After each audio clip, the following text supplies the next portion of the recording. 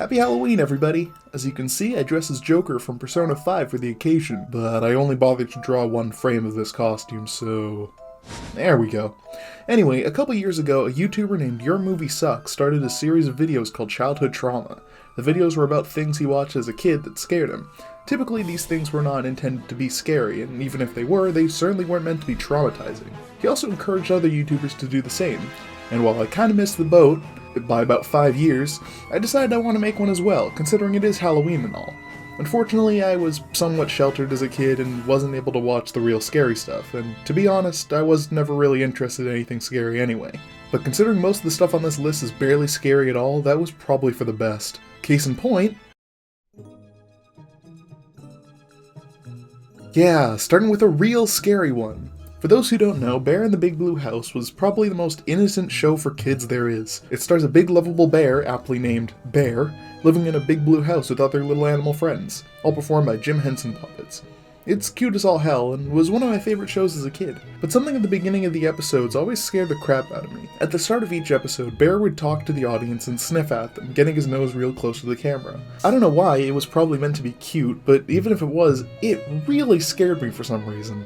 Keep in mind, I was like 3 when I watched this show. My brain could barely comprehend words, let alone a bear sticking his nose up to my face.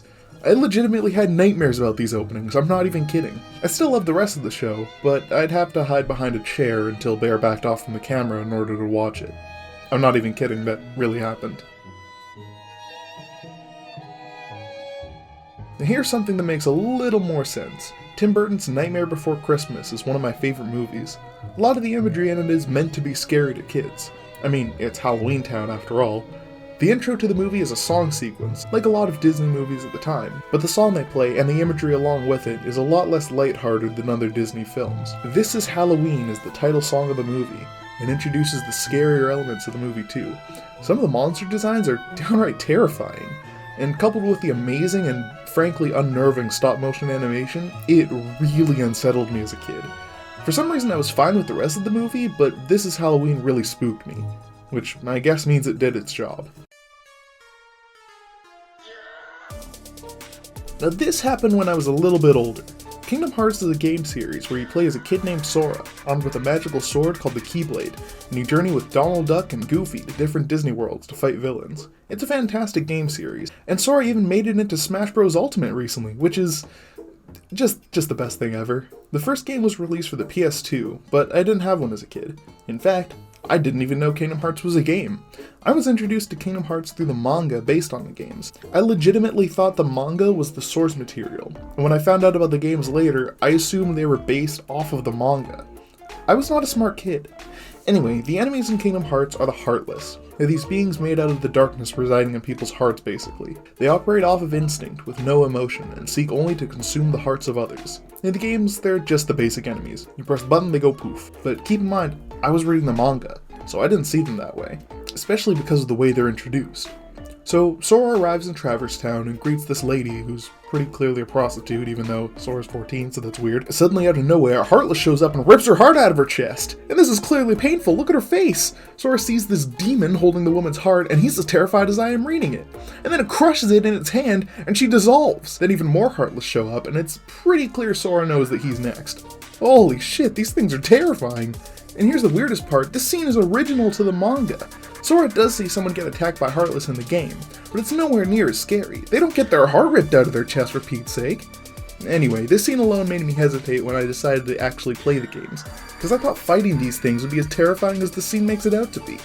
But then I played the game and found out they're definitely not that scary. Also note, there's another scene in the manga where Belle from Beauty and the Beast dissolves into a Heartless right in front of Beast's face. That didn't scare me as a kid, but how fucked up is that?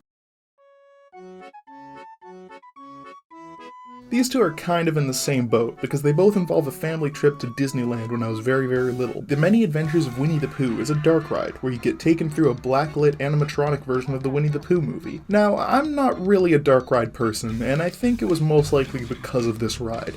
What's so scary about it, you may ask? Well, first of all, keep in mind I was very little, and second of all, heffalumps and woozles. In the cartoon, Pooh has a nightmare about these horrific creatures that try to steal his honey, but in the ride, they look like they're trying to steal your life! Look at these things and tell me they're not scary. Not only that, you're also thrown into this Technicolor nightmare dimension with flashing lights and loud noises, and honestly, it was probably just too much for my young neurodivergent brain to handle.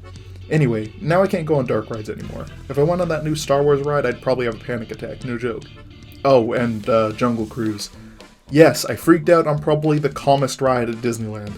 Look, I was very little and those animatronic animals looked real. Whatever. Okay, this is a weird one.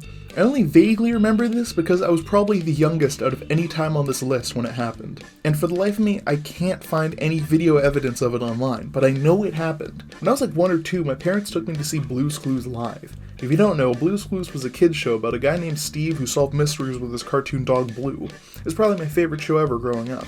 Anyway, they did these touring live shows, and one of them came to my city, so my parents took me. Now, something before the show even started traumatized me so bad that I don't even remember the rest of the show. See, in Blue's Clues, everything is alive. The mailbox is alive, the bedside table is alive, the salt and pepper shakers were alive. Well, in the live show, the curtain was alive.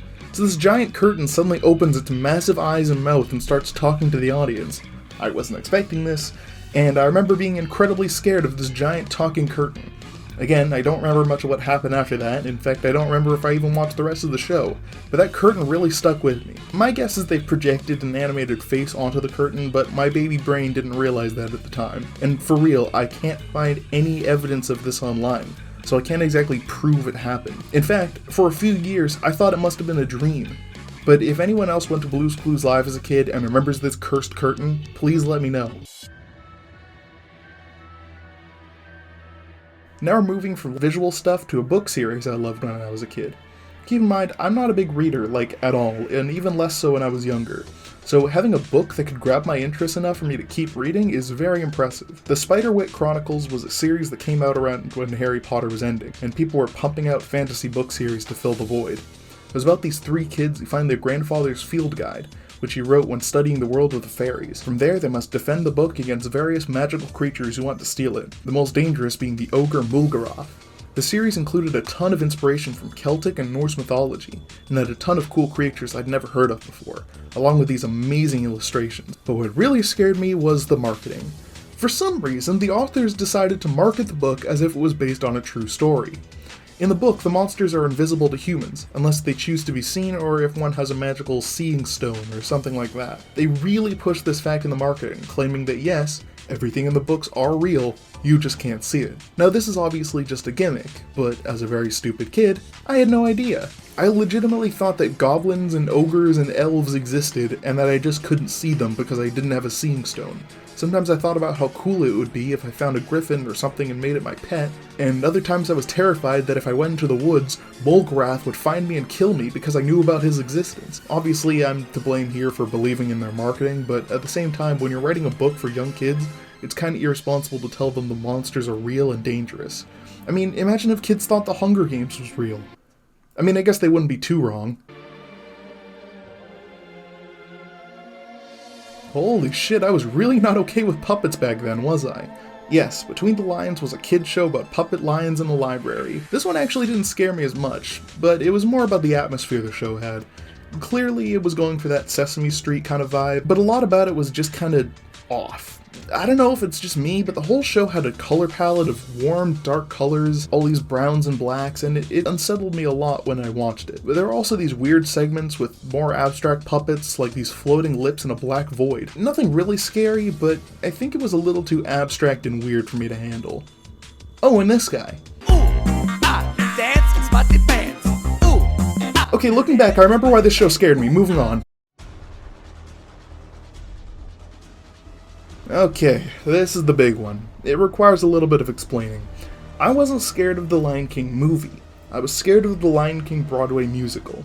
And not even the musical itself, just a brief clip of it I saw on TV when I was very little. For those who don't know, the costumes in the Lion King musical are these intricate, complex designs meant to represent the animals rather than portray them directly, though some of the animals are represented as large puppets instead.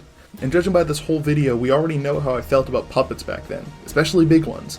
Even before this, I found African masks and most African art to be somewhat creepy. I remember my dad had some which he hung on our living room wall, and I always felt like they were staring at me. I don't know why I had this fear, but it certainly didn't help my experience seeing this. My barely 2-year-old self couldn't comprehend what I was seeing, especially with a lot of these guys wearing headdresses to look like wildebeests and other stuff. This stuff showed up in my nightmares a lot, like for years. I have this thing where if I can't sleep, my imagination starts going nuts, and I can legitimately feel stuff staring at me from the foot of my bed. Stuff that, of course, is never there.